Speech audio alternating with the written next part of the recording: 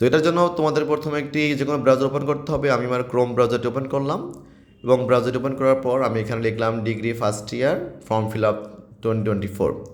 তো আমি একবার লগ ইন করেছিলাম যে কারণে প্রথম ডিগ্রি লেখার সাথে চলে আসছে।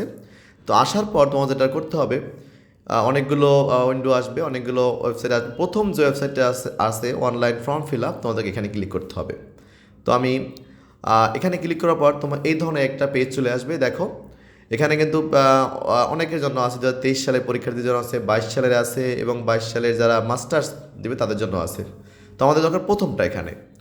তো প্রথমটা করার জন্য আমরা ডান দিকে চলে যাব।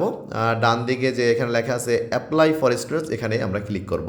এখানে ক্লিক করলে এই ধরনের আরেকটি পেজ চলে আসবে। এখানে কাজ হচ্ছে তোমাদের এখন কি কাজ, এই যে দেখো উপরের দিকে যে রেজিস্ট্রেশন নাম্বার, এই রেজিস্ট্রেশন নাম্বারে তোমাদের যার যার রেজিস্ট্রেশন নাম্বার সেটা তোমরা এখানে বসিয়ে দেবে। তো তোমাদেরকে দেখানোর জন্য আমি নিজেও একটি রেজিস্ট্রেশন নাম্বার এখানে বসিয়ে তোমাদেরকে করে দেখাচ্ছি।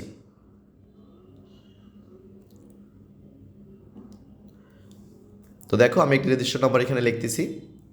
এটা কিন্তু আসলে এবারে পরীক্ষার্থী একজন, তার রেজিস্ট্রেশন নাম্বারটি আমি লিখতেছি। তো তোমরা এইভাবে রেজিস্ট্রেশন নাম্বারটি লিখবে এবং রেজিস্ট্রেশন নাম্বারটি লেখার পর দেখো নিচে ব্লু কালার নেক্সট বাটন আছে একটি, এই নেক্সট বাটনে তোমরা একটি ক্লিক করবে।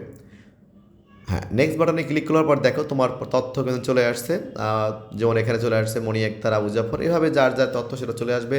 তো তোমার নাম, বাবার নাম এবং তোমার কোড, কলেজ কোড, এগুলো তুমি চেক করে নিবা। চেক করে নেওয়ার পরে দেখবা এখানে আছে নিচের দিকে একটু মোবাইল নাম্বার। এই মোবাইল নাম্বার ঘরে তোমাকে একটি মোবাইল নাম্বার দিতে হবে। তো যে কোনো একটি মোবাইল নাম্বার যেটা তুমি চালাও, সচল আছে এই ধরনের একটি মোবাইল নাম্বার এখানে দিলেই চলবে। মোবাইল নাম্বারটি দেওয়ার পর দেখো নিচের দিকে আছে কম্পালসারি সাবজেক্ট। এই কম্পালসারি সাবজেক্টগুলো দেখো তোমার রেজিস্ট্রেশনের যে কোড নাম্বারগুলো আছে সেই কোড নাম্বারের সাথে এই সাবজেক্টগুলো কোড এবং নাম মিলিয়ে নিবে। যদি কোনো কারণে না মিলে তাহলে অবশ্যই সেটা কলেজ কর্তৃপক্ষকে জানাইতে হবে। আশা করি মিলবে, একটা না বলার কোনো কথা নাই। তারপরও সাবধানবশত তুমি যদি কারো না মিলে সে অবশ্যই কলেজ কর্তৃপক্ষকে এটা জানাতে হবে। তো এরপর তোমাকে যেটা করতে হবে, আরও নিচের দিকে আসতে হবে। নিচের দিকে আসার পর দেখো এখানে সাবমিট, এই সাবমিট বাটনে তোমাকে ক্লিক করতে হবে। সাবমিট বাটনে ক্লিক করার পরেই তোমার যে মূল যে অনলাইন ফর্মটি সেটা চলে আসবে। এখানেই তোমাকে এটি কলেজে জমা দিতে হবে। তোমাকে উপর দিকে তোমাকে সাইন করতে হবে এবং কলেজে জমা দেওয়ার পর নিচে তোমার প্রিন্সিপাল সাইন করবে এবং তোমাকে একটা কপি এখান থেকে দিয়ে দিবে।